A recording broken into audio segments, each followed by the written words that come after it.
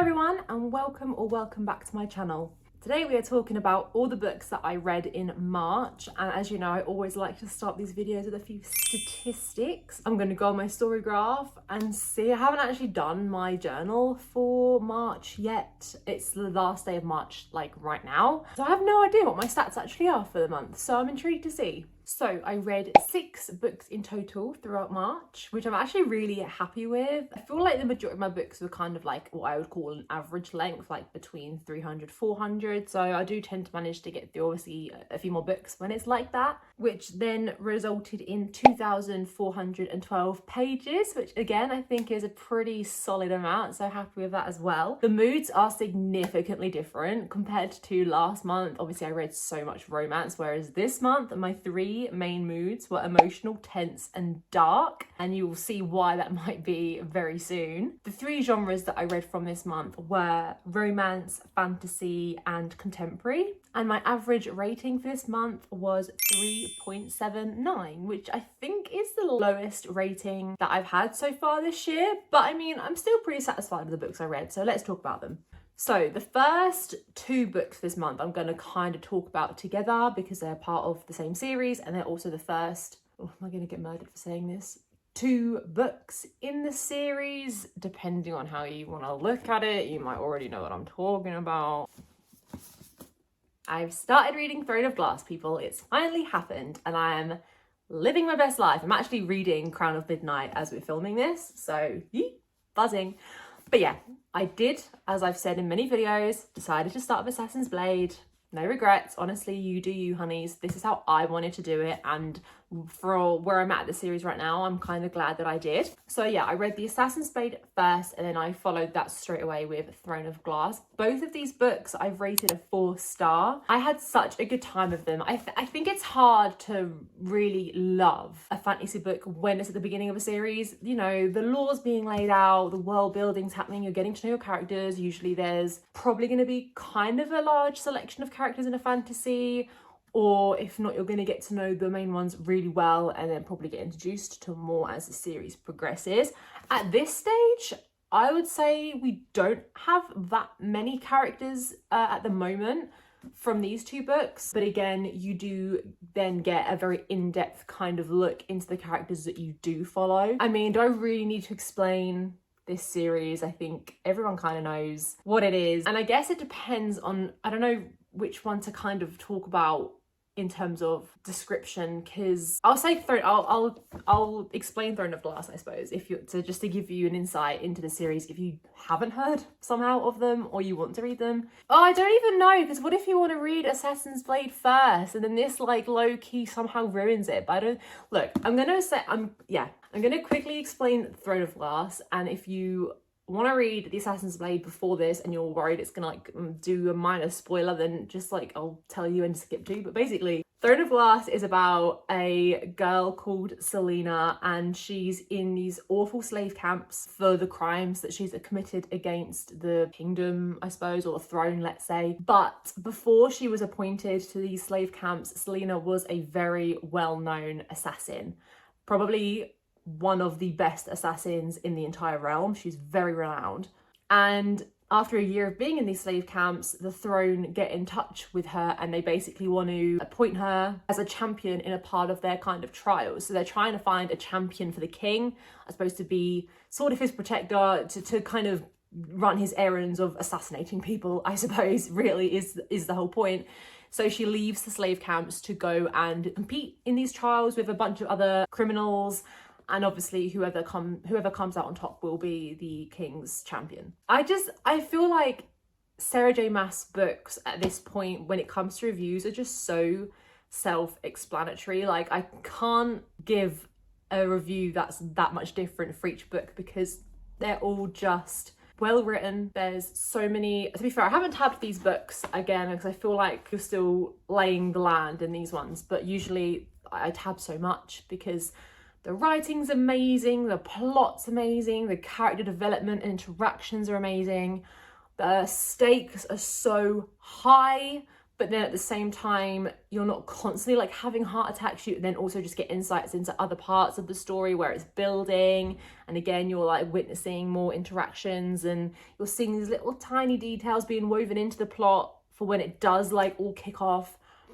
She's just a mastermind. And like I say, I gave both of these books 4 stars. I just had a really great time with them. Obviously, like I say, I'm not obsessed yet. It's the very beginning of the series. I'm very much enjoying myself. I have high hopes. I don't think I've ever heard a single bad review for Kingdom of Ash. So I think we're going to have a painful but a good time with this. So far, in terms of, obviously, I've read ACOTAR and I've read Crescent City. And at the current moment in time, ACOTAR is still my favourite, but I've still got a good 6 books to read of this series yet. So we all know that could change, but so far so good. I'm really enjoying this series and I am continuing it as we speak. So watch this space. Then I started filming my Mini Eggs Choose What I Read video, which was so much fun to film. So if you want to see more in-depth process of me reading those books and talking about them as I'm reading them, then go ahead and watch that video. But the first book we read for that was Powerless by Lauren Roberts. So another fantasy.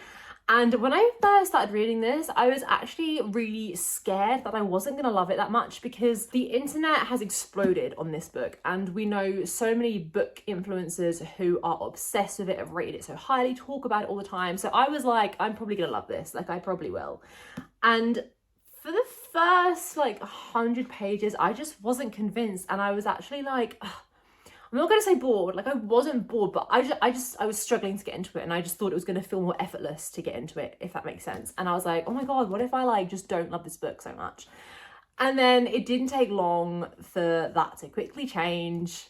I think this is the only book this month that I've tabbed, and I tabbed a lot. There are some chapters in this book that are just completely full of tabs. It's about a girl called Payden, and she is an ordinary. So in this book, there is a world full of ordinaries and elites. Ordinaries are people that possess no powers, and elites are people that do. However, ordinaries are deemed as like dangerous. They think that because they're an ordinary, they carry disease, they're a danger to elites, and essentially thrown kill off the ordinaries. Following a meet cute between Payden and our other main character Kai, who is a part of the crown, they are both put into a trial to, I don't actually know what the trial is for. What is the trial for? I've forgotten. Oh, it's basically it's like Hunger Game vibes for entertainment. It's basically a competition to showcase elite powers and to just see who kind of comes out on top, I suppose. And yeah, she's basically entered into these trials because after meeting Kai, obviously people think that she has a power that she manages to kind of fake and blag. So we're then following Payden in these grisly trials without any powers, just trying to basically survive against a bunch of people that very much do have these powers. And this book just had everything that I wanted from, I want to say, YA fantasy. I believe this is classified as a YA fantasy. I gave it 4.5 stars. It was so good. As soon as the kind of trial started and the plot thickened in that sense, I was absolutely hooked. Like I devoured it. I was thinking about it when I wasn't reading it, and that's always a very good sign. The plot in itself was just so entertaining. I do sometimes, like, don't get me wrong, I love kind of character study books where you kind of just watch the characters in their day-to-day life and their interactions and sort of the developments in their life. However, I am also such a big lover of just like a clear-cut, almost like storyboard-esque plot where there is this happens in these chapters and we're going to have this happen in these chapters, and it's just all very like regimented. And that's how I feel like Powerless was. We have the trials, they're all set out obviously in their order, and then in between trials there are like these balls, so the balls always happen. And it's just, I find comfort sometimes reading a book knowing in that sense like what to expect. Like, you know, there's just like a clear-cut order and you're kind of excited to see something happen because you kind of know that's how the book works. That's what, you know, you're going to come to that later. And I just enjoy those reading experiences sometimes. It's just nice to have. That's, like I say, that's exactly how this felt. It is compared to lots of the Hunger Games. I would agree. I would also actually argue that there are some similarities in terms of like the plot and the substance to Throne of Glass. As I say, the main character in this book is competing against other criminals to become the king's like champion. And again, obviously in this book, the main character is competing to just prove herself that she is like the best elite in the realm. Very similar vibes. And I think that was also why partly was worried initially that I wasn't gonna like this book, because going into this straight after Throne of Glass, it did feel a little bit like deja vu. And I was like, oh my God, am I literally gonna read the same book? Because that's gonna be kind of painful, because accumulatively that's like 1,000 pages of like the same thing. But obviously I was proven wrong, because the main thing in this book that is just so stand out to me is our two characters, Caden and Kai, and their interactions together. And wow, like I was obsessed with these two. And it's very closed door. Like I say, it's a YA, and it's also like slow, like their relationship is slow burn. Like you very much just get to really enjoy watching the relationship develop and all of their little interactions here and there. Oh, it was just so good. And also, can we talk about the ending, where I am literally going to sue Lauren Roberts for the way this book ended? I need the next book out right now.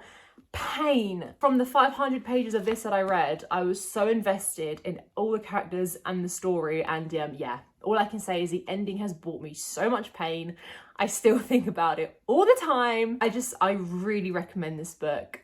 It's popular for a reason. And then we'd read so much fantasy that I was kind of glad to have a little bit of a break and actually go into something that I haven't really read at all this year so far. So I then went into reading Yellowface by Rebecca F. Kuang, and this was so fun. Like I had such a great time reading this. I rated it 3.75 stars, and it was just so different, like I say, to what I've kind of been reading recently. And obviously it's very highly esteemed, highly rated, highly talked about at the end of last year. So I've always been intrigued to get into it, and I just thought this was the right time to do it. It follows our main character, Juniper. She's friends with another lady who, Lord knows, I do not remember her name. Athena, oh my God. Okay, let's start again. Athena, who's a really well-established, successful author. And she is currently in the process of writing another novel, hoping to be just as successful as all her other ones. However, when June goes to Athena's house one night for some, casual pancakes, Athena actually ends up choking on these pancakes and dying. Now that sounds very extreme and random, maybe it is, but it could happen, I suppose. So while she's in the apartment of Athena's, once she's dead on the floor from lack of oxygen, she basically steals the manuscripts that she's found on the desk, changed and tweaked them slightly, and published it as her own work. And this basically just follows the chaos that ensues from there onwards, because naturally, is she going to get away with it? Yeah, it was really interesting. And I think at the end of the day, the back of this book just says it all, really. All it says is, this is one hell of a story, it's just not hers to tell. And there's a lot of controversy in this, because the author whose work was stolen, that author is an Asian author, and some of the books that she'd written previously that obviously were so successful covered topics that were kind of relevant to her culture, whereas the woman who steals the work, June, she is a white woman, and she even changes her author name on the books to Juniper Song so that she almost sounds of more Asian ethnicity. And it's just really intriguing, because whilst this is fiction, I feel like the way that it reads, it does almost feel like real life. And I think that's also because obviously Rebecca F. Kuang, an actual author, has a lot of experience in the publishing industry, and there's so much of that covered in here. Just like, I just found it even entertaining from my perspective, just seeing the process from publishing a book to then what happens after that, what it all entails, like press events, all these things. And for me, even just that in itself was fascinating, but with all of the controversy around obviously what our main character did and the way that she was kind of appropriating things from a genuine Asian author writing about genuine Asian events and like history. It was just really compelling and interesting. Ending for me was a little bit problematic. I think it just kind of dragged on for me a little bit. Other than that, I had such a fun time with this book. And if you just want to read something a bit different and have a few more insights into sort of publication and that kind of stuff as well, I think this is a really good book to read. Then we're on to my least favourite book of this month. The more I think about it, the less I want to rate it even still. But that was Twisted Love by Anna Huang. I gave this book 2.75 2.5 stars. I might lower that even still to a 2.5. I read this literally a week ago and I can't even tell you what happened a week later. Like, that is just how uninvested I was in this story. It follows a girl called, I was going to say Anna, that's the author's name. Ava. Actually, yeah, in my defense, they are basically the same name. It follows a girl called Ava, and basically her brother is moving to a different state and he's quite protective over his sister. She's just gone through a bit of a rough breakup, so he wants to make sure that she's okay while he's gone. So he gets his friend Alex to basically just watch over her, make sure she's okay. There's like a forced proximity situation, but Alex is a bit dangerous. He's kind of renowned for being a bit grumpy, and then a romance just kind of blossoms from there. But the problem that I had with this book all pretty much stems from Alex as the main male character. I did not like him. Like, I didn't. There are some behaviors in this book from him that I just found so problematic. And I will say as well, actually, before you go into this book, just know there are some trigger warnings. I think they are listed actually in the beginning. It does say it contains explicit sexual content, profanity, mild violence, and topics that might be sensitive. So there's a lot of trauma in this book, and it does cover murder. So obviously if that's something that's triggering to you, just be aware if you do want to go into this book. But it's a shame. I'm really intrigued about this series, and I know a lot of people that wasn't massively bothered about this book loved the next one. I think I will give the next one a chance, because morbid curiosity, if that doesn't really impress me, then I probably will stop reading this series. But nothing about this book just stood out to me, and I don't know if that's because I'd already kind of clocked out a bit because I didn't like the main male character. But there was some chapter and plot points where I was kind of like, this is kind of a fun time, like this is just an easy read or whatever. But as well, like, the romance felt so disconnected, the development of it, because it's like I say, he's kind of grumpy. Ava knows him through her brother and has sort of seen him in certain situations, and she's kind of got an opinion of him that she doesn't really like him because of the way that he is, just like grumpy, maybe a bit rude or whatever. So they don't in theory like each other, so it's also kind of like an enemies to lovers. Not really, I don't think. It's not really that prominent of a theme for it to be considered enemies to lovers, but there's the general idea that they don't really care about each other, they don't really like each other as such. And then but the way they then just suddenly start talking in their POVs about the other person, about like, oh, just those little details sometimes that happen in a romance where it's like, oh, they actually really like them. And I'm like, well, where'd that come from? Because literally in your very last POV, you were claiming to like really not like him. And then the next POV, you're like, oh, really like this guy and I care about him. And it's like, well, where was that development? Do you know what I mean? Like, it just didn't connect and flow very well for me in that sense either. So the only parts that I enjoyed really were just parts that, like I say, were written kind of well or okay, and that I could just kind of read, not think about, have an all right time with. But then the bigger picture, I was like, well, what I've read just doesn't really make sense or flow with the plot, and then actually the characters that involved I don't really particularly like. There was also like some, like I say, there's trauma and sort of like murder topics in this book, so there are also darker elements, which I think would have been kind of fun. Like, I didn't hate those parts, to be fair. It added something a bit different to the book, and yeah, had the rest of it had impressed me, then I might have enjoyed that more and considered that a really great quality of the book. But I personally do not recommend this book. But I can't speak for the whole series. Like I say, I'll continue the next one and we'll go from there. But this was a big disappointment for me this month. And the last book that I read, which was very much in theme with spring, because it's meant to be the spring book of this series, is In the Weeds by B.K. Borison. I read Love Like Farms back in December, obviously knowing that it was kind of Christmas themed. And if you don't know, the books in it, there's going to be 4 books in this series, and they all centre around a different season, which I thought was so fun, because then you can just pick one up whenever it becomes said season, which is obviously why I've picked this one up now, because this is meant to be representing spring.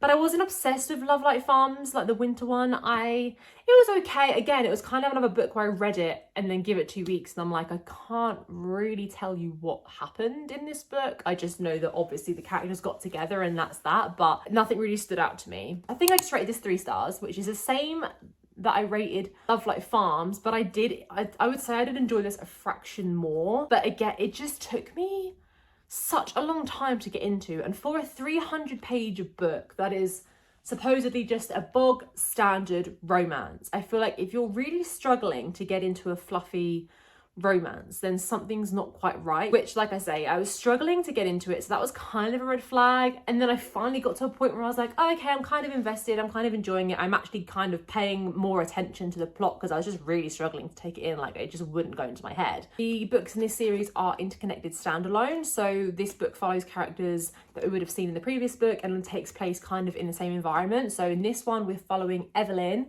who is a social media influencer that we saw in Love Like Farms, and Beckett, who works on the farm. Evelyn is a social media influencer, but she's kind of in a bit of a rut with her job. She keeps being asked to do this and that, different campaigns and just things that she's really not interested in. She takes a break and she basically goes back to the farm, because she was there obviously a while ago doing like a social media campaign for the owners of the farm. So she goes back and takes a break because she really enjoyed her time there. And she just wants to kind of relax, recharge, just think things through. What does she want from life?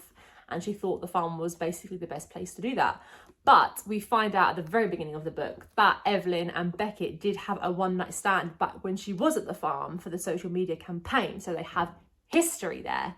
Obviously, they see each other again when she goes back to the farm, and things unravel from there. I definitely prefer Beckett than I did Luca from Love Like Farms. Once I'd finally got into this book and I was a bit more invested, I really enjoyed him as a character. I thought he was quite a gentleman actually, and some of the things that he said were just, they resonated really well with me, and they sat well with me. But yeah, you kind of get what you expect. The writing's good, the setting's really nice and nostalgic. I know a lot of people that adore like Love Like Farms as a concept and just love this little like small town. So that was really nice just to kind of go back to. I think this book definitely made me enjoy it a little bit more. So I will read Mixed Signals when it's summertime. And I believe that follows Layla, and I'm excited because she does like a bakery.